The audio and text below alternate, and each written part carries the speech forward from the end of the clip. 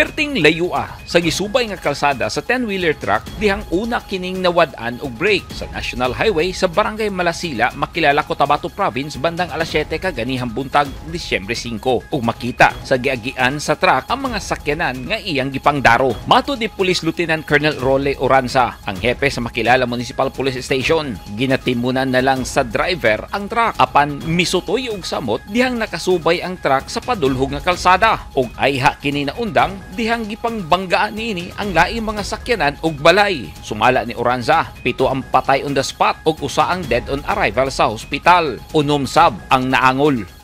Pag-apply niya luger ang driver, murag wala na ni kon ang yang brake. So tuloy-tuloy na po siya. Wala po siya nagsulti daw sa yang painanti nga yung na lang nahitabo. Tinatimon lang niya. Sumala sa residenteng si Jay Tarife, ngilngig kaayo ang panghitabo. Na PWD, naka-wheelchair, then katong iyang nagalaga ma'am, pero ang katong nagalaga is naka-ikyas daw, moto, pero nasa balay tambalanan karon. Pero ang PWD, aron nakita nila na mga 7:30, wala na gyud, namatay na gyud, na naipit dito sa may Francis banda.